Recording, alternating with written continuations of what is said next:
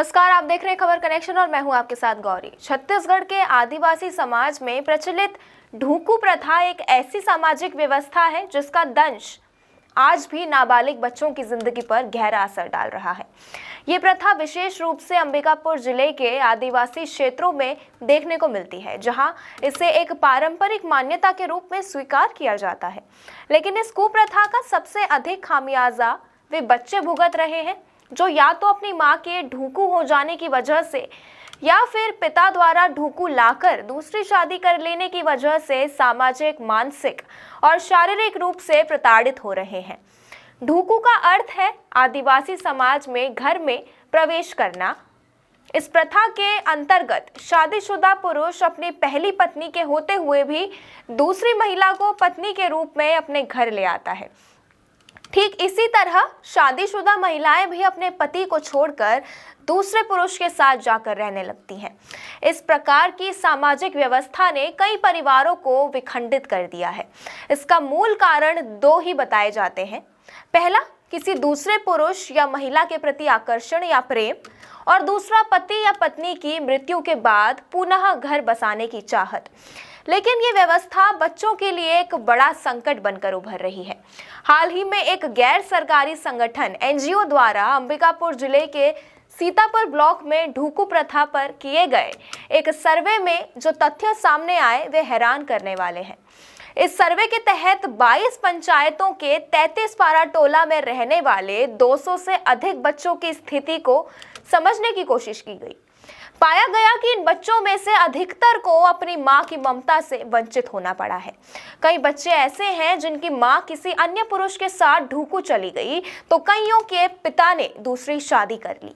इसका परिणाम ये हुआ कि बच्चों का लालन पालन पूरी तरह से प्रभावित हुआ है। बच्चे अपने ही परिवार में परायापन महसूस कर रहे हैं। पिता द्वारा दूसरी शादी किए जाने के बाद नई मां अक्सर पहली पत्नी के बच्चों को स्वीकार नहीं करती, जिससे वे उपेक्षा का शिकार होते हैं। उनके खानपान और शिक्षा पर असर पड़ता है। सामाजिक भेदभाव झेलने के कारण बच्चे मानसिक तनाव से गुजरते हैं। कुछ बच्चे तो इस प्रताड़ना के चलते स्कूल छोड़कर बाल मजदूरी करने को मजबूर हो जाते हैं। सर्वे में 2 लड़कियों की जल्द ही बाल विवाह की तैयारी हो रही थी, जिसे एनजीओ ने रोकने में सफलता पाई। साथ ही 2 बाल आश्रम के मामले भी रोके गए। एक लड़की की तो बाल तस्करी हो चुकी थी, जिसे रेस्क्यू कर बचाया भी गया। सबसे चिंता की बात यह है कि इस कुप्रथा के प्रति शासन प्रशासन पूरी तरह से बेखबर है। यदि इस विषय पर पूरे आदिवासी इलाके में विस्तृत सर्वे किया जाए तो ऐसे मामले की संख्या कई गुना बढ़ सकती है। पथ प्रदर्शक संस्था के निर्देशक सुशील सिंह का कहना है कि सर्वे रिपोर्ट से यह स्पष्ट हो गया है कि समस्या बहुत गहरी और विकराल रूप ले चुकी है।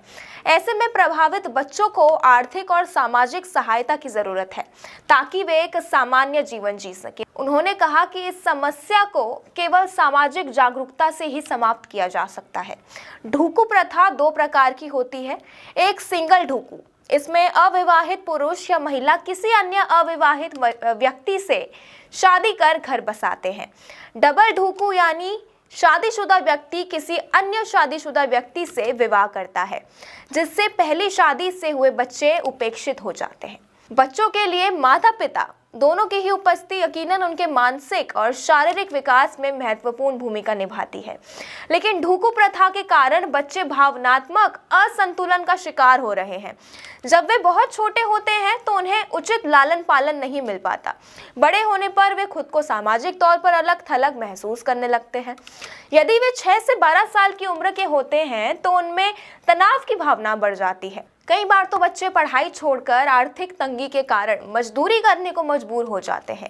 पैतृक संपत्ति के बंटवारे में भी इन बच्चों को अक्सर हिस्सा नहीं मिलता, जिससे वे कानूनी और सामाजिक रूप से और अधिक कमजोर हो जाते हैं। जब आदिवासी समाज में प्रथा शुरू हुई होगी तब समुदाय सीमित था और पारंपरिक मान्यताओं के अनुसार जीवन चलता था।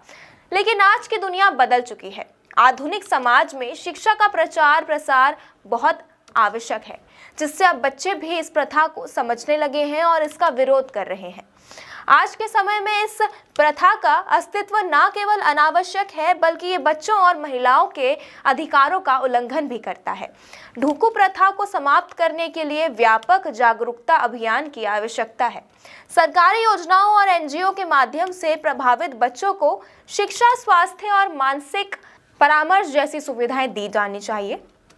प्रशासन को इस प्रथा पर सख्त निगरानी रखनी होगी और सामाजिक संगठनों को इस दिशा में अधिक सक्रिय होना पड़ेगा। यदि सही कदम उठाए जाएं तो निश्चित रूप से ये कुप्रथा समाप्त हो सकती है और भविष्य में हजारों बच्चों की जिंदगियां बेहतर बनाई जा सकती है। सरकार, समाज और परिवारों को मिलकर इस दिशा में ठोस कदम उठाने की जरूरत है ताकि किसी भी बच्चे को अपने माता पिता के फैसलों की वजह से पीड़ा ना झेलनी पड़े।